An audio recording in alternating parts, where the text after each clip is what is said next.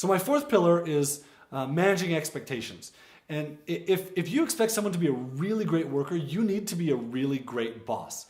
If you're not a good boss and if you just don't care, you ignore them, they're gonna become crappy workers. And obviously you don't want that. So I think often some people think, oh, Filipino workers can do anything. They can do anything I want. And the reality is that your expectations might be different than their skills or than their ability to enjoy something. And so ask them what they can do. Ask them, do you think you could do this? Or is this something you might enjoy, rather than saying, oh, I think they can do everything, so I'm just going to give this to them. Sometimes they can do it, sometimes they can't. And depending on how you've treated them up to that point, they'll tell you what they like and what they don't. My fifth pillar in management with Filipinos is training. And I've talked about this over and over again. It's so important. It's hard to overstate it. When they hear your voice, they start to trust you. They start to know that you're willing to provide them training, which means they're willing to do new things, because if they mess it up, you're willing to provide them training. It means that if they don't understand something, they know that you'll come back and explain it again to them. Training does so many things to help them want to be an amazing employee and want to stick with you long term.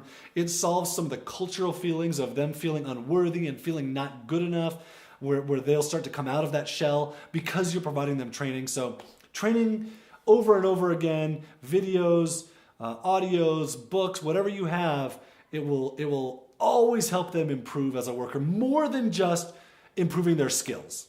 Another thing that training does, it helps them understand your business. Where a contract worker, or maybe even someone in the US, you don't want them to understand your business. Or maybe someone in India, you don't want them to fully understand your business because they're going to steal it. Well, in the Philippines, they don't want to steal your business.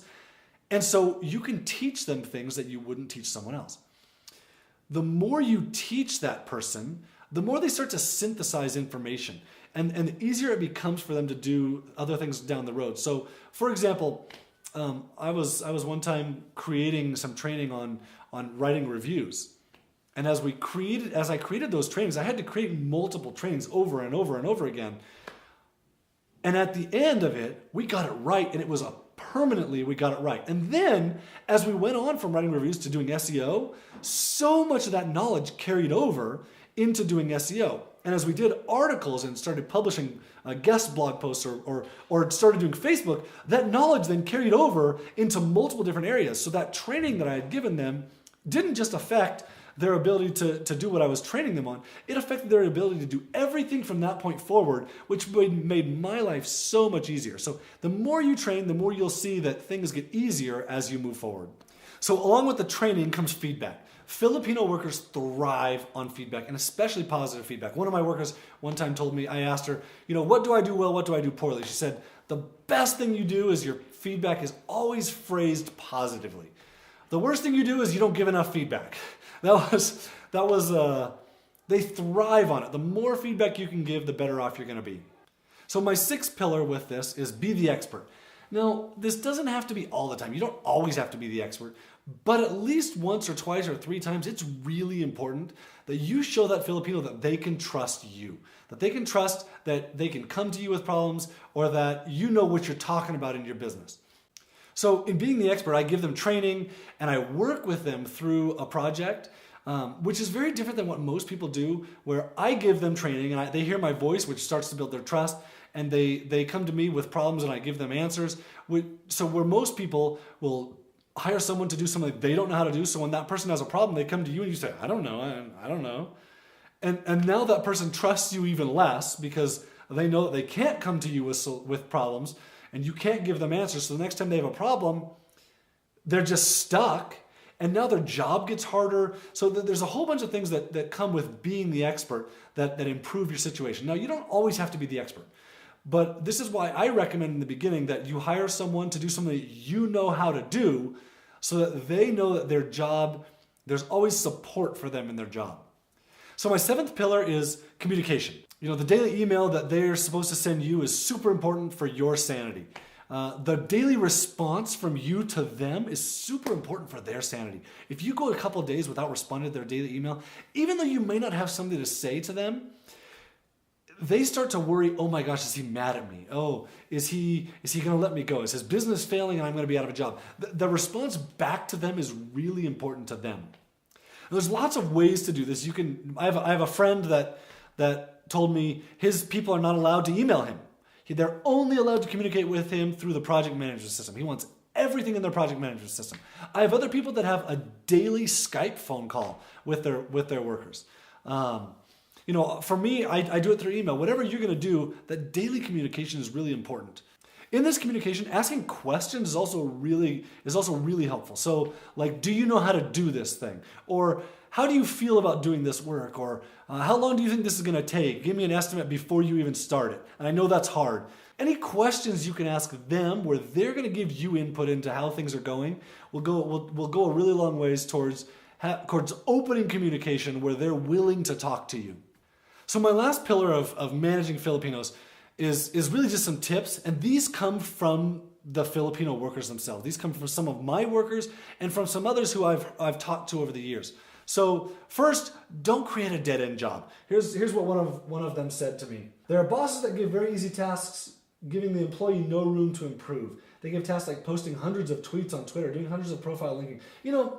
Nobody wants to do that. It's okay to have them do that, but if that's the only thing they're doing, it's kind of a dead end for that person. And they're not motivated to do well. The next thing is, don't be harsh. Filipinos are very sensitive to harshness. What they told me was, my friend's boss sometimes are very authoritative, fault finder, or over judgmental.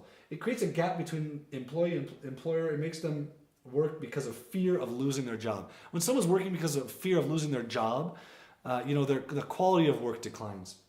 Next thing, don't have impossible standards. This is a really important one that I've seen lots and lots of times. It's kind of a recurring theme among employers hiring Filipinos. This person said, a friend of mine was working with this guy who hired a manager. All of them were required to wave on Skype for roll call. If you don't wave or say hi, you're fired. He got fired, obviously. They were made to black hat since the guy had no SEO background. Hired managers who had no background too. When they gave their opinions or discouraged certain strategies, he said they were being difficult. The guy made assumptions and said they were not allowed to be absent, even with storms, sickness, or family emergencies. He was a monster. My friend lost weight until he was fired. Filipinos are sensitive generally, and the nicer you can be to them and the more understanding of their life, the more likely you are to succeed with this. And that's a management principle anywhere in the world, but it's especially important in the Philippines. When you're paying your workers, their livelihood depends on that paycheck. Pay them on time.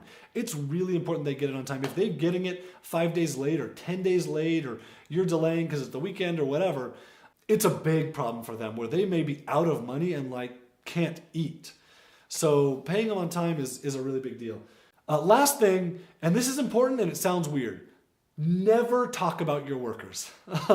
Don't tell names. Don't tell your friend, oh, I had this really great guy, his name is Ringo, and he does this and this and this. Your friend will go and try and find Ringo on Onlinejobs.ph and try and hire him.